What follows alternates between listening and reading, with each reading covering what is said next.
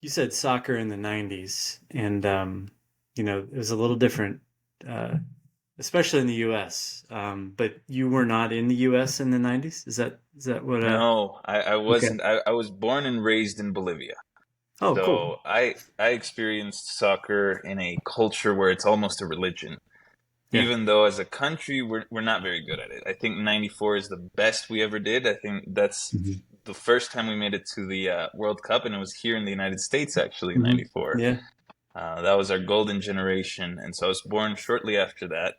Hmm. And I mean, everybody in my family was all about it, all the way from my great grandma, my grandmother, all of us Yeah. to see our country represented. Because in the 80s, that team actually won the Youth World Cup. Oh, wow. And Cool. so I was born in 96. So I was born after the golden generation. Hmm. But in 97, we made it to the final of the Copa America, which is going to be Hmm. held here this year. And it was Bolivia versus Brazil. We lost 3-1 that final, but that's the best we ever did. Yeah. And so So how who how how famous was from that Bolivian team? two people that were big in the MLS. One is Echeverry, and Oh, the other yeah. one is Marco Moreno. Or Hmm. Moreno is his last name. He was the top scorer in the MLS for a long time in the early 2000s. So those were our two stars from that Gotcha. generation that actually Gotcha. made it out of South American soccer. So Yeah. Very nice. Yeah. So how long were you in Bolivia before you made your way to the US? so we made it out in 2006. Okay. The last thing I remember in Bolivia was that famous final between Italy and France and the Yeah. headbutt. Yeah. That was right before we left. And back home, soccer is not so structured in those Mhm. early ages as it is here for Right. the academy levels and all of that. But as soon as we got here, um, I watched a movie called Kicking and Screaming with Will Ferrell Yeah. as a kid, and that man, that was one of the inspirations, and the other inspiration was around that '07, '08 period when Mhm. YouTube highlights of players were becoming a big thing. Yeah. Yeah. Um, there were two videos. One was Cristiano Ronaldo, the perfect player, '07, '08, and the other Hmm. one, which the streets will never forget, Ricardo Quaresma. What a skiller. What a baller. And I remember watching those videos and just being mesmerized by Uh-huh. how they could grab and move with the ball and play in a way that looked so beautiful, that was so artful, you know? Yep. And that's when I got into watching other players like Zidane, like Hmm. Ronaldo the phenomenon, Hmm. in his prime, and I became just mesmerized because I was about 12, 13 by the time I decided I actually wanted to play, which is a Right. little bit late Yeah. So you didn't for play in Bolivia very at all, or just kind of knocking it around? exactly. There Yep. will be soccer on the street all the time. You'll get together with your friends, you'll play in recess, but I didn't play in any structure until after we had arrived here. Okay. And I Yeah. didn't really develop that passion either. Hmm. Um, that passion then develops, and I remember thinking, that's what I want to do.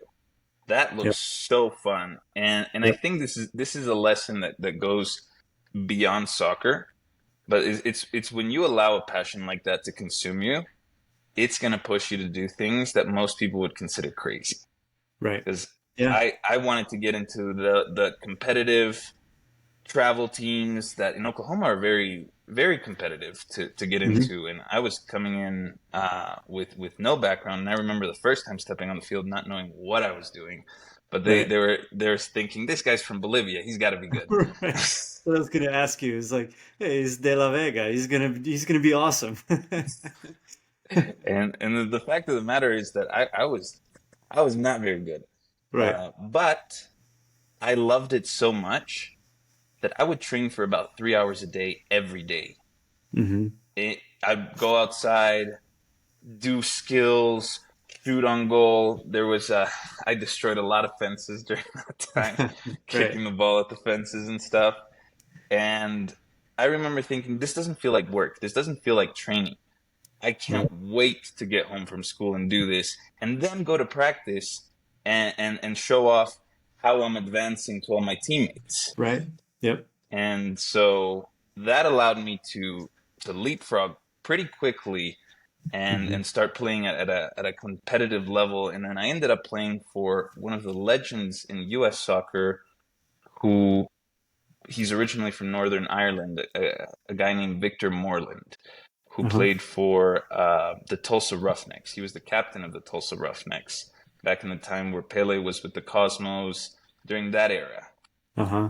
And so, as a coach and as a mentor, he took me under his wing, taught me a lot of things, and that allowed me to continue progressing in the sport and seeing that, okay, if you put in the time and you can get better, and those results show over time. You just have to have that consistency of just Hmm. going in and keep doing that. So that's a little bit of how I got and developed that passion for soccer.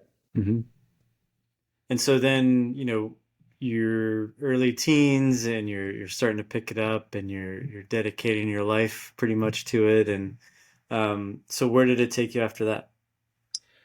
So the second passion that had always been in my mind, or in the back of my mind, it was always entrepreneurship. I was always thinking about what businesses, good business ideas. So Hmm. that was always in my mind. And I think it was when I was a sophomore in high school.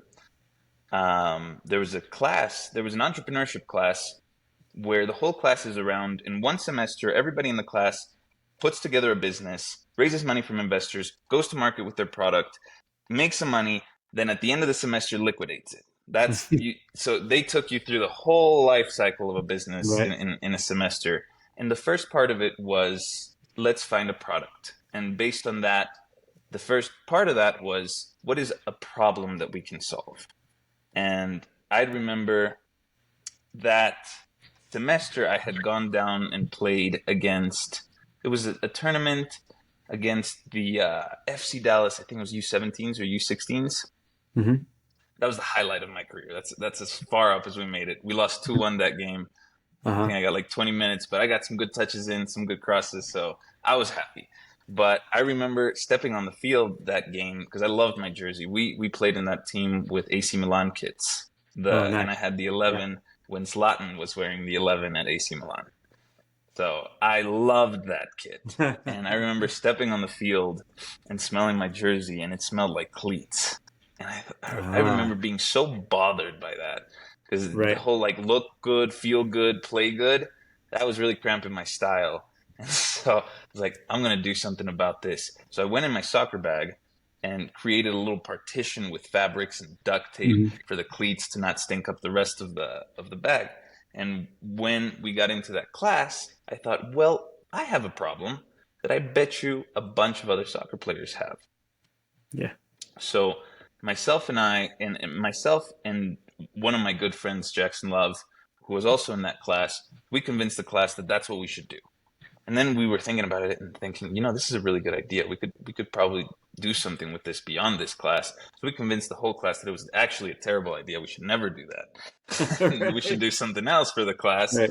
And uh, and then we started working on that ever since then. And Jackson, who was in that class with me, is today the COO at Salt.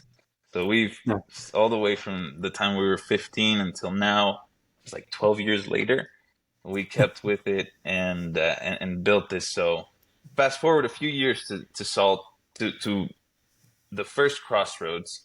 I Hmm. remember finishing high school and realizing that if I stuck with soccer as a player, I did not have the competitive advantage in terms of the athleticism, or that's that hard moment sometimes where you thought like, oh Yeah. no, I'm gonna play, that's what I'm gonna do, and then you get to the point of seeing reality and saying, I'm not sure I can. I'll always love the game. I'll always play. Hmm. That's not. But I don't think that this is the path forward for me career wise. And I was on my way to study at NYU, business technology management. And I remember thinking about studying all that stuff and saying, you know what? I could go to college or I could become a millionaire at 18. Easy decision Right. in my Right. Right. mind, right? Uh-huh. And so I took a gap year. My folks moved out here to Colorado Springs because all of this took place in Oklahoma up Hmm. until this point. And I just started reading, okay, how can we make this bag? I had no background on anything, how to get a product manufactured, the textile industry, smell-proof technologies. My initial thoughts were I'm going to create a partnership with Febreze where we put Febreze into fabrics and we're going to make a bag. Yeah. That was as complicated or sophisticated as it got. But then um, little by little started doing some research, reading things. Okay, what are some, maybe chlorophyll's a good one. All of the chemicals that could be good odor control agents, and Hmm. landed on carbon and activated carbon. And there's different types of it. The most sophisticated is the one that was originally developed for chemical warfare applications. So to shield against mustard gas and things like that.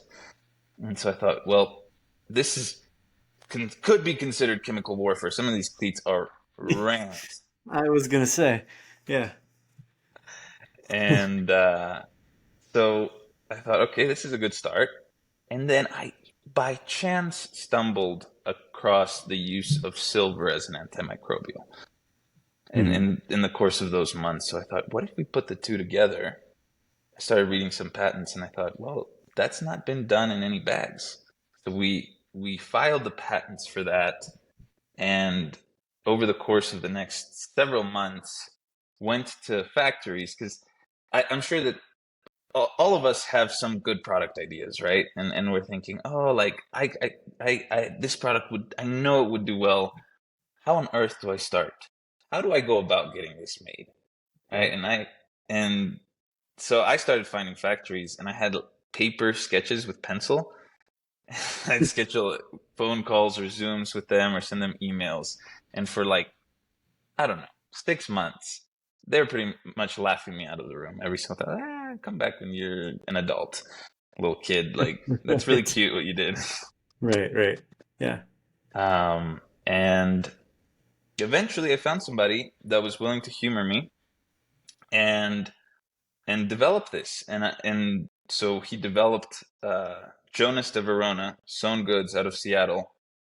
Hit him up if you have any bag ideas or any fabric based ideas. He's awesome.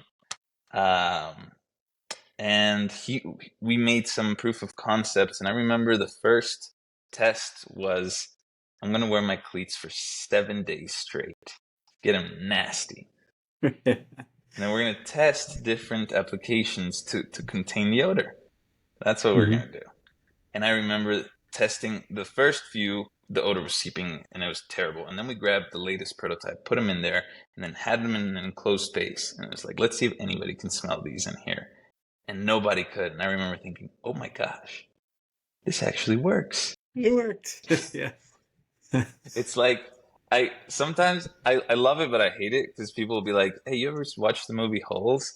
I'm like, yes. I watched the movie. You're like the guy with the spray. And it's like, I guess so. Yep. So yeah, and we launched that first summer. That was in 2015, Hmm. and we had no idea what we were doing, how to get a product produced, how to get it costed, how the manufacturing, the fabrics, all of that stuff.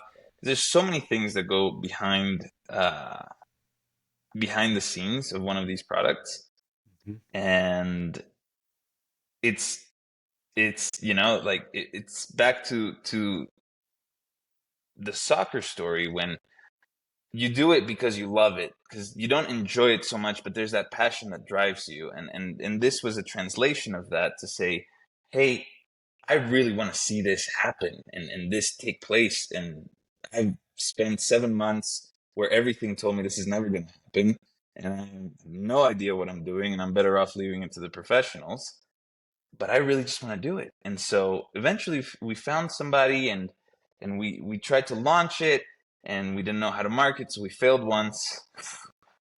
Then a year later we tried to do a Kickstarter, failed again. Hmm. And by that point my parents were, and my whole family was telling me, hey, we told you to go to college 2 years ago. This has been long enough. And so I Right. went back to college, and that's where Jackson comes in. He came back to visit me, and we agreed that this project failed twice, uh, not because it was a bad idea, but because we sucked. That was the conclusion. And so we could deal with that, you know? Yeah. Can always And yeah, so improve. that absolutely. Yep. So that's So a then little what? bit of the beginning story. Uh-huh. And then So we tried it again. did you stop like when you went to college, did you kind of table it for a while or did you guys keep plugging away while you're in school? We tabled it for a little bit. It was about a year of feeling sorry for myself. You're like, oh, who did you think you were to think you Right. could try something like that? Like, you really think you're an entrepreneur? Come on, get real, buddy. I was like, yeah, oh my gosh, my life is so much harder than everybody else's. All these students around me don't even understand. Right, right, right, right. And then you get over that, and then you think, Hmm. you know what? No, that's stupid. We should try again. Let's take the learnings. And that was in about a year later. And this is where I think an understanding of the sport and how the sport is played and takes place here in the United States mixes with the entrepreneurial scene here in the United States because this is the best place in the world to start a company. You have the biggest market, access to the best Hmm. resources. In Bolivia, I would have never been able to get this off the ground the way it's gotten off the ground here. So we got connected, and then we we launched again and we started getting plugged in to teams in the USL, to professional soccer players, to some of the agencies. I remember before we had made any sales, our local team here, the Switchbacks, shout out Switchbacks, they decided that they would take a chance on us and they would do a sponsorship deal with us before we had proven any sales anything. So that was the beginning of our break in this market here in the soccer market in the US. And that led to other players and other people seeing, oh my gosh, the switchbacks are using it. I remember the first time feeling like, oh, this is real. This is actually happening. Was going to the field and seeing the Salt logo on all because they have the digital banners all over the stadium, seeing it all over the place, the Salt logo, smell-proof cleat bags, seeing they have in their wall inside, they have the place where they keep all their cleats. And before they used to hang their cleats there. Now they hang our product, our Aircase cleat bag, all over there. And so that, even though we hadn't really made any money at that point, it began to feel real. And it felt Yeah. like, all right, we've broken in and the professionals and not, this is not only a professional team, they're one of the most competitive teams in the nation in the USL. They're really a top side and got to meet some of the players, got to do like the behind the scenes of in the stadium, you know, when they're training. It's kind of like Hmm. how do you what's that show that came up with the guy that goes to coach in the British Premier League, but Oh, Ted he's Lasso. American. Ted Lasso, Uh-huh. exactly. Seeing some of those scenes and thinking like, whoa, this is kind of real. What the heck? And so Right. that was about a year ago, and since then we've started to grow, and I think we've caught a trend because soccer in the U.S. is growing, and it's going to continue to grow like crazy. You Hmm. know, there's so many things. There's been such a big push. We've got the goat here. I don't know what how do you feel about the goat debate? Oh, there's no But debate. there's no debate. No, no. The goat is here for sure. Because, like, I'll be honest, I'm a Ronaldo fan. Hmm. I, but you can't deny what Messi's done, and you Yeah. can't deny World Cup. That's Yep. I think, and I mean, not to get too far off it, but like, I know who I'd want to play with as well. Like, there's right. only one. The choice is clear between the two of them who I'd want to play with. At least now. Like, Ronaldo, maybe 10 years ago, but not now for sure. So I think from a commercial standpoint, I think Ronaldo still probably has the bigger pull. yeah, If it's just on the field, yeah, absolutely. yeah, yeah. But yeah, uh, so the goat is here, and that's good for you guys. It's everybody loves soccer now, right? Absolutely. And Yeah. I think, the Copa America is gonna be here this summer. The first game, you know what the first game is? Mm-mm.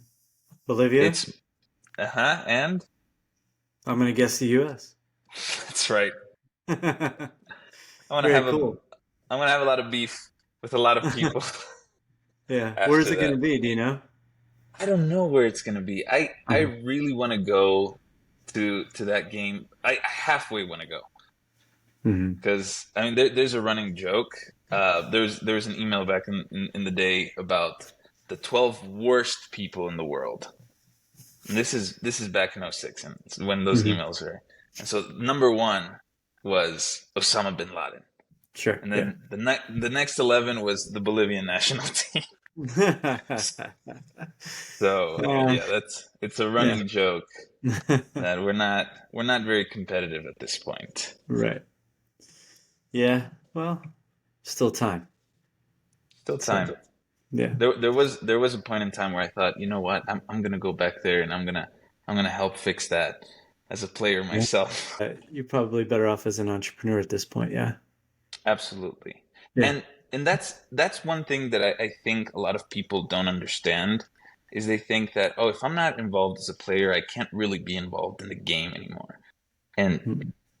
this game is growing so much that there's ample opportunity for involvement Mhm. with talents that don't have just to do with playing on the field or or being a coach or a manager, because those are usually the two things that people think I'm either going to be a player or a manager. Those are like the glory positions. But even if you don't own the team, because then that's the other one, or you're like a Florentino Perez, that guy's Right. a legend. But with media, because at the end of the day, the business of soccer is a media business, Hmm. That's true. and that's the product, you know. And there's so many places where you can get involved, where you can enjoy, where you can get the inside scoop, and that's been a really fun journey for us to connect with players, to connect with agents. Sometimes it doesn't even feel real that it's happening because Yeah. you'll be having like a year, 2 years ago, we were complete outsiders. Nobody knew who we were. Nobody cared, and we tried reaching out to even small academies, and they're like, "Yeah, nah, forget you."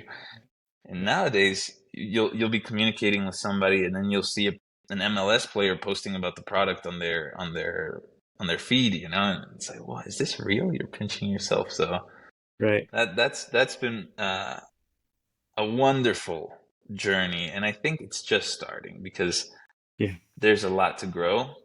We Hmm. have some really cool projects in the pipeline, and Cool. so we're working with designers, with different people to add a little bit of swag and a little bit of an edge in the gear and also in what people are wearing and Oh, representing this cool. culture. So So, get into the product a little bit more. You developed it to the point where you're using silver. You know, you can seal it up. I actually, you guys sent me one, and it's awesome. I don't have stinky cleats anymore, but my son plays in college, and I gave him one, and I can't wait for his feedback on it. But he, uh, I remember the cleats, and they're terrible, and it's the smell of it. You can't bring them in the house. You can't hardly keep them in the car. right, It's just a fantastic solution to a universal problem for anybody, not just in soccer, probably, but anybody who wears cleats in the wet grass or whatever, and especially with the materials that the cleats are made of now. I think that kind of is part of right. the issue as well.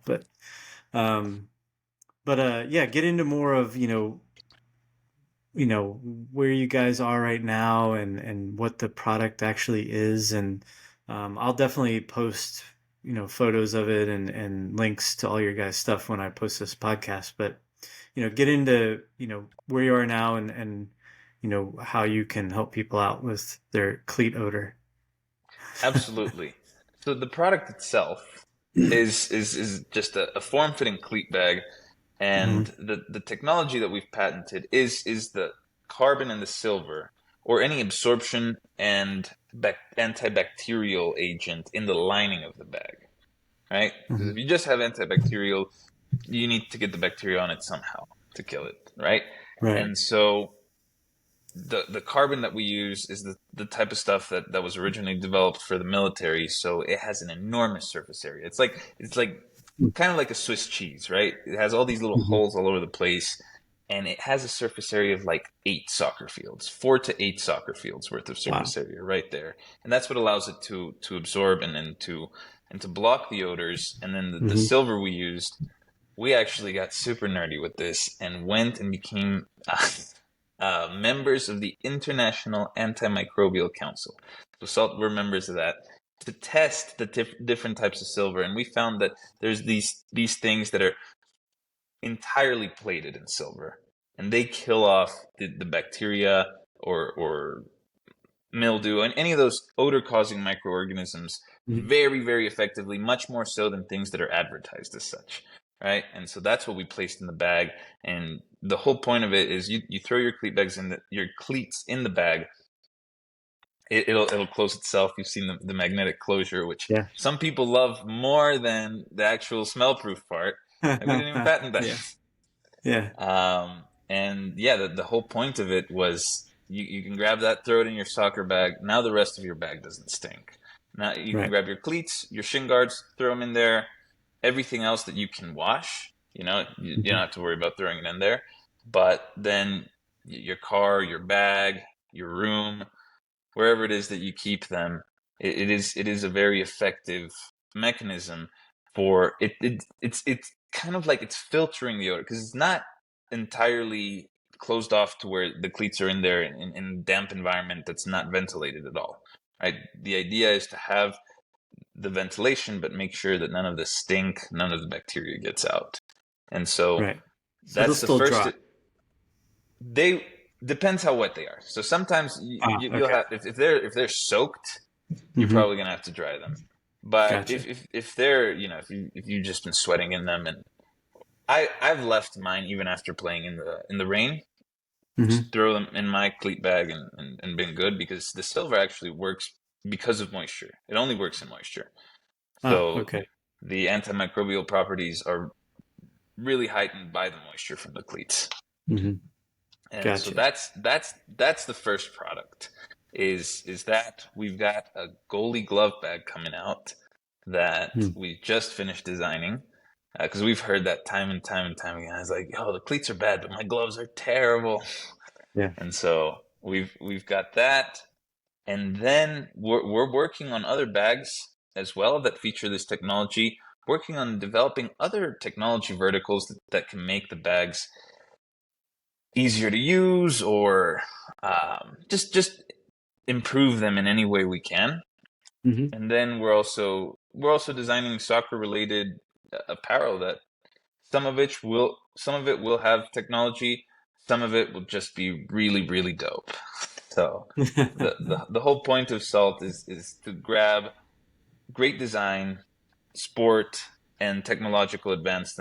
advancement and or modernity, and where Hmm. those three meet, that's where we're building our company and building and developing products from that place. Hmm. Initially, just focused on soccer because we love Yep. this, and Yeah. we'd like to expand to Europe and be able to expense tickets to the Champions League for media development. You know, Right. Yeah, absolutely. Um, what was I going to ask you? Shoot, just lost my question. It'll come back to me. So so are you like targeting mainly youth or are you adults? How are you kind of marketing this? So soccer parents are the ones that love this the most, of course, Yeah. because they're the Mhm. ones whose cars stink, and they're the ones Yep. driving back and forth to practice and Yep. tournaments and games. And so that's been our initial market. Hmm. But we've also been seeing professional players love this product. Hmm. So and people that I play in an adult league, some of my teammates see it, they're like, "What is that? Oh my gosh, I want Yeah. that." And so initially it was just focused on the parents because they're the ones that want it the most. But now that we're seeing, like, we worked with somebody with a good friend that plays or played for the RGV Toros. Hmm. Um, he got a bag, and he's great because he'll make videos. He's number 20, Jonathan Ricketts, right back, Hmm. I think, right back or left back. Excellent player, by the way. He's scoring bangers from that right back position, and he would get some of his teammates involved in some of the videos, and one after the other, like, oh, I want one too, dude. Just talk to the salt guys, see if you can get me one. I'll be part of the Yeah. video. And so we started seeing that different players at the professional level, at the college level, at the high school level Mhm. love this product. They're taking it out to their, and that was the original intent. That's why it has the magnetic closure. That's why it's designed to look sleek, because soccer players want to be swagged out and they want to have the Yeah. latest stuff, right? And also your cleats are your babies. Right. So if you have a good companion for your cleats or your Yep. boots, Yep. then that, because that's what I wanted as a player. I had the pink Mercurials, and I had the Mohawk, and so I thought, man, like somebody like me needs to have the dopest cleat bag. It can't just be any regular old bag with a Velcro. Like Yeah. that's not it. And Or the so, cinch sacks that came with the right, cleats. Yeah. Yeah. Those didn't do the right, job. absolutely. And Yeah. everybody has those, right? Right. Right. So Yeah. you want to be you want to be special. Like, do you remember the carbon fiber Mercurials that Ronaldo wore in the '08 final against Chelsea? I'd have to. I vaguely do, but I'd have to see them to remember them specifically. But yeah. I would have given up a kidney for those shoes Yeah. when I was. So Yeah. yeah, that was the culture I came into. I remember Mercurial Vapors Yeah. when I was coming up were the shoe to get, and when they Yep. came out with the Superflies, oh my Hmm. gosh! And Yep. if you saw a kid on the field with Superflies or with those vapors, because I saw somebody with the carbon fiber ones, they were just so rare. I think once, and I remember thinking, oh my Uh-huh. gosh, that guy's got to be a baller. There's I was gonna no say you better be way. good. Yeah. Yeah. So yeah, that Back was in the. my day, if you wore white cleats, you had to be good. That's how Oh, old I am. Copa Mundial was like Copa Mundial and oh, Puma King were the boots when I was a kid. So yeah, that's right. yeah. So What yeah, are go ahead. I was gonna ask what brand of cleats were you growing up? Were you Yeah, loyal to one brand or? it was Copa Mundial, Adidas. Nice. Yeah, it was kangaroo leather, and yeah, that was it. That was it for me. Oh, I can't those tell are you how great. many pairs of those. Yeah, I had I had a made in friend who. made in Oh, Germany. Yeah, that's right, with the yeah, kangaroo yeah, leather up. Yeah, yeah. They didn't smell as bad as the cleats today. no, that's right. Hmm. These vinyl plastic cleats, but they weren't as light either. Especially when they got wet. Yeah. So yeah, I thought that my super light cleats were making me faster. It was worth the $200, but Yeah, honestly, yeah, yeah, man. It's changed a lot, and you're addressing a need that's definitely out there. So I'm definitely gonna promote this, and I think it's a true need that people, you know, if they don't know about it, they need to be aware of it. So. and we're gonna keep get making it better. So Mhm. we've got a whole plan for improvement. We already have the best cleat bag in the world right Mhm. now out in the market. but we want to stay ahead of the curve as Yeah. well. So Yeah. How'd you that's come up with the name Salt?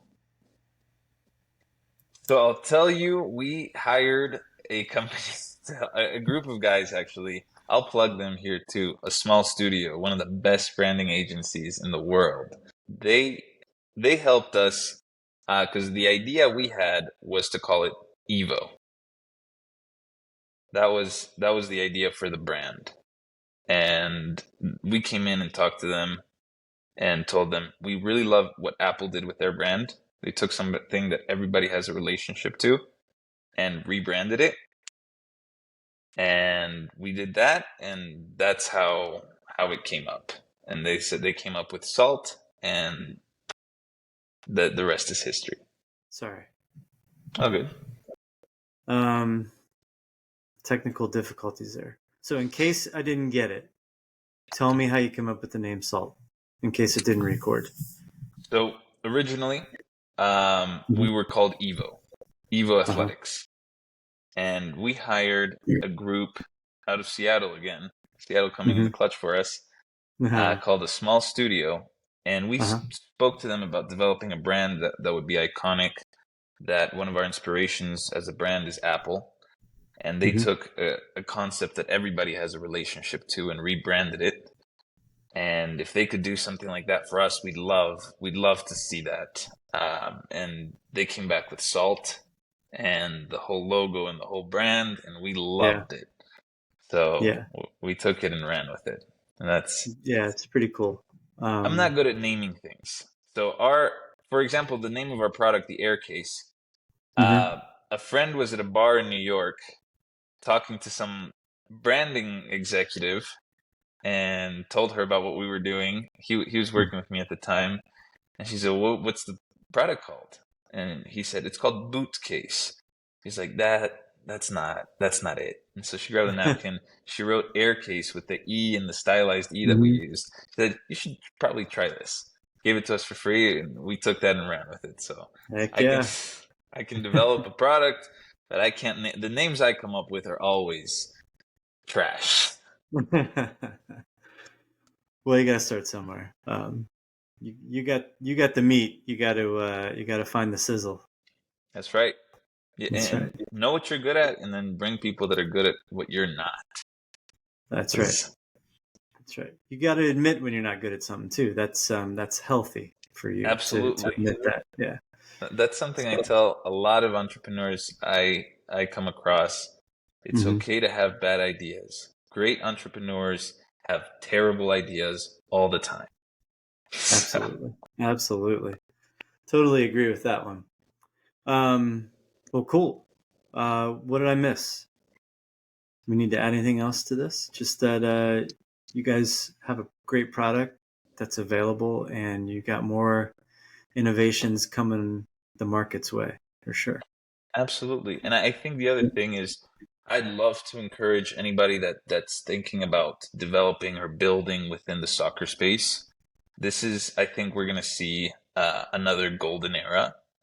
Hmm. So go for it because there's so much growth happening. There's periods when things are established and very rigid and it's hard to break Hmm. through. And there's periods when it's all growing, anything goes, and you can come in and find bigger opportunities than you might have otherwise found. So if you're on the Hmm. fence and you're thinking, maybe I have an idea or I'd love to do something, but right now it's not a good time, I would say this is a great time. It's a great time to jump in and even starting small and doing little by little, but taking those steps right now, Hmm. this is probably one of those windows of opportunity that comes around once in a generation, and we're in the Yeah. middle of it right now. So I'll I will recommend and encourage that anybody that has an idea like that, just do it. Just jump in and start taking those steps because you're never going to feel ready. You're never going to be fully ready, Hmm. but the sooner you start, the sooner you develop everything you need to know and be to really do it and really kill it in this game. So that's the only Yeah. other thing I would add to that. Man, that's really well said. I couldn't agree more. I think as someone who's kind of doing that too, it is a little it's scary and all the things they say about starting out, but it feels really good when you get rolling. So Absolutely. just as you said, just go do it. So And the other thing I will add to that is you're not doing it for the end outcome. If you learn mhm. to just love doing it every day and enjoy what you're doing, then that in itself is the reward. Yep, And that's the best way to get good at it. That's how I got good at soccer. Because I yep, loved being outside playing. And now I'm learning to love because there's parts of it, man, like filing taxes and all that stuff. It's just right. I It's don't think I'll ever learn to love that. no one will. Yeah. But there's the other parts that is just putting in your reps on a day-to-day basis where you like you said, you get rolling and then you enjoy hmm that process. And Right. that's how you get really, really, really good. So Right. Well, and you yeah, draw people in that have the same passion, that are going through the same stuff true that that. you are, and you end up having great conversations, and it like it's motivational and inspirational, and you kind of rely on those things to get you through filing your taxes and Right. doing the things that you don't really want to do. So, Or when um, things, yeah, because every now and then things won't go your way, and so how do you yep, how when everything's going against you, how do you keep going? You got to love to do the whatever it is that yeah, you're doing. Otherwise, yep, it's gonna be tough. yep. And tomorrow's going to be better. So, Yeah, that's right. yeah, yeah. So cool. Um, hold on one sec.